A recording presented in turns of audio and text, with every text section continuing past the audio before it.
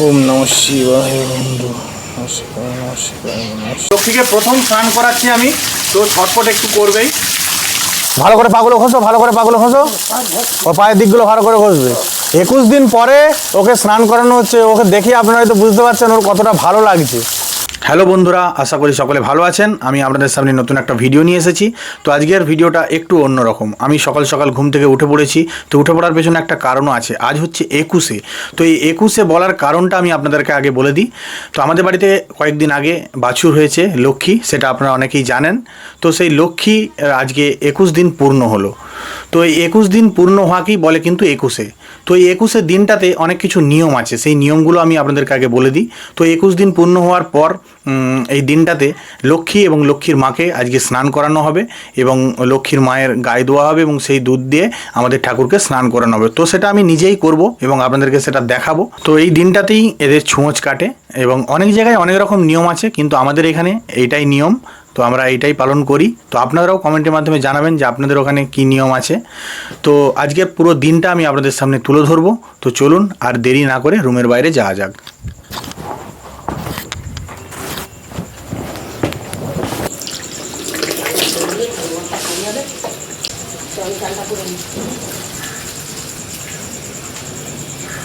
তো আমার মুখ টুক ধোয়া হয়ে গেছে, ফ্রেশ হয়ে গেছি আমি। তো বাবা ওইদিকে বাজার থেকে চলে এসেছে।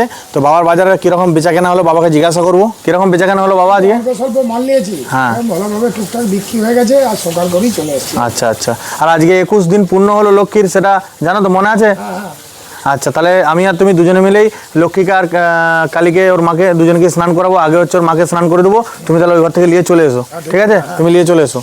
তো বাবাকে বলে দিয়েছি, বাবা লক্ষ্মীর মাকে আনতে গেছে। আর বাবার মনে আছে যে আজকে 21 দিন পূর্ণ হলো। তো সেই কারণে বাবা লক্ষ্মীর মাকে নিয়ে এলে এবার ওকে স্নান করাবো, তারপরে আবার লক্ষ্মীকে স্নান করাবো। তো আপনাদেরকে প্রথম থেকে শেষ পর্যন্ত সব কিছুই দেখাবো বলেছিলাম, তো আপনারা দেখতে থাকুন। কালী,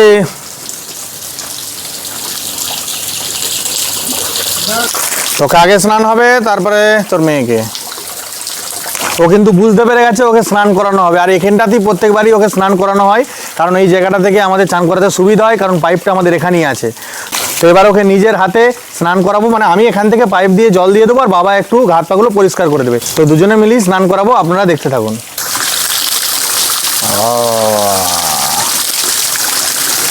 ওর আরাম হবে, কতদিন বাদে ওকে স্নান করানো হচ্ছে, আর আরামই হবে। দাঁড়া, ছটফট করিস নি, দাঁড়া। ভালো করে পাগুলো ঘষো, ভালো করে পাগুলো ঘষো, ও পায়ের দিকগুলো ভালো করে ঘষবে। 21 দিন পরে ওকে স্নান করানো হচ্ছে, ওকে দেখে আপনারা হয়তো বুঝতে পারছেন ওর কতটা ভালো লাগছে।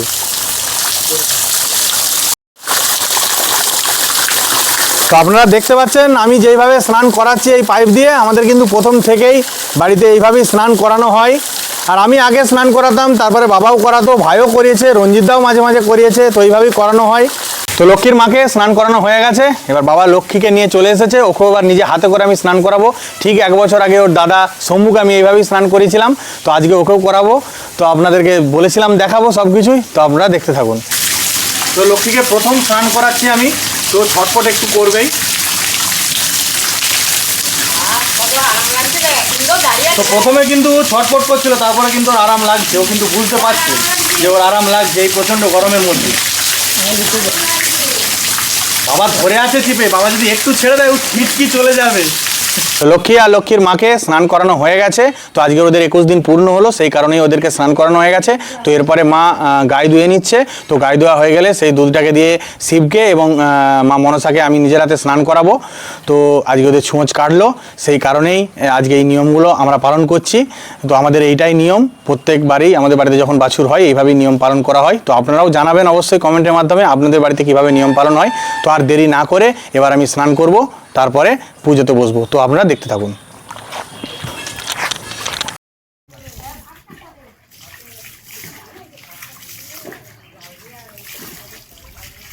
তো আমার স্নান টান হয়ে গেছে, আর মাকে বলেছিলাম পূজার জিনিসপত্র সমস্ত কিছু জোগাড় করে দিতে, মা সমস্ত কিছু জোগাড় করে দিয়েছে। তো এবার আমি পূজা শুরু করছি, আপনারা দেখতে থাকুন। ওম নমঃ শিবায় বন্ধু।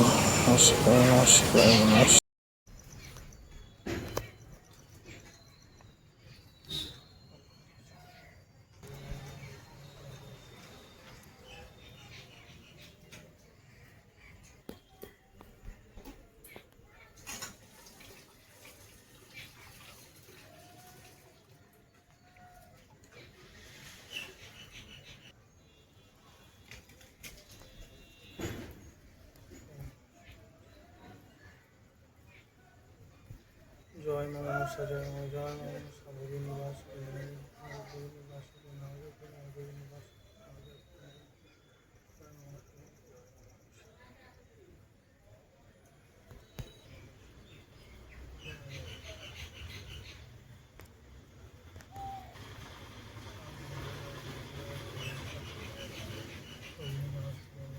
তো এইমাত্র আমার পূজা কমপ্লিট হলো। মা মনসাকে এবং বাবা মহাদেবকে আমি দুধ দিয়ে স্নান করালাম এবং ভক্তি ভরে পূজা করলাম। তো বাবা মহাদেব এবং মা মনসা সবাইকে যেমন ভালো রাখে, সুস্থ রাখে, এটাই আমি চাই। তো এবার আমি রুমের ভেতরে যাব এবং নর্মাল ড্রেস পরবো, তারপরে আপনাদের সাথে দেখা হচ্ছে। তো আপনারা দেখতে থাকুন।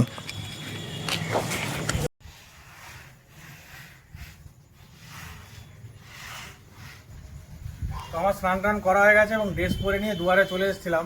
আর প্রচণ্ড মেঘ ধরেছে, আর মা একটু আগেতেই এই গমগুলো হচ্ছে সরকার থেকে রেশন থেকে আমাদেরকে দিয়েছে এবং প্রচণ্ড অপরিষ্কার ছিল। মা ধুয়ে পরিষ্কার করে দিয়ে দিয়েছে এবং এখানে মেলার জন্য দিয়েছিল। এবার মায়ের কাজ ওখানে উনুন জ্বলে গেছিলো বলে মা রান্না করতে চলে গেলো, সেই কারণেই আমি একটু মেলে দিচ্ছি, যাতে করে বৃষ্টি আসার আগে যদি একটু শুকিয়ে যায় তারপর আবার কুড়িয়ে নেবে। তো আমার গমগুলো মেলা হয়ে গেছে, আর বৃষ্টির ওয়েদার বুঝতেই পাচ্ছেন, কখনো রোদ দিচ্ছে, কখনো মনে হচ্ছে যেমন এই বৃষ্টি হয়ে গেল। তো মাকে বলেছিলাম যে মা খেতে দিয়ে দেবে, আমার প্রচণ্ড খিদে পেয়ে গেছে। তো এবার মায়ের কাছে যাব, মায়ের কতদূর কী রান্না হলো এবং খেতে দিয়েছে কিনা সেটাই দেখব। তো আপনারা দেখতে থাকুন। তো চলে এসেছি মায়ের কাছে। তো এবার মাকে জিজ্ঞাসা করবো যে আমি যেগুলো খাবো বলেছিলাম আজকে, সেগুলো কি রান্না হয়ে গেছে সব?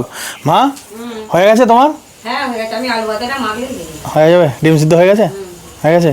তো আজকে সেরকম কিছুই মাকে আমি রান্না করতে বলিনি। অনেকদিন ধরেই আমার আলু ভাতে ডিম সিদ্ধ আর ফ্যান ভাত খেতে মন যাচ্ছিল। তো সেটাই মাকে বলেছিলাম যে মা তুমি একটু রেডি করে দেবে। তো মা বললো সমস্ত কিছুই হয়ে গেছে, শুধু আলু ভাতেটা মাখতে বাকি আছে। তো মা আলু ভাতেটা মেখে নেওয়ার পর আমাকে সমস্ত কিছুটাই রেডি করে দেবে এবং আমি খাওয়া দাওয়া করবো এবং সেটা আপনাদেরকে দেখাবো। তো তার আগে আমি দুয়ারে বসবো, মা জল জায়গাগুলো করে দেবে। তো আপনারা দেখতে থাকুন।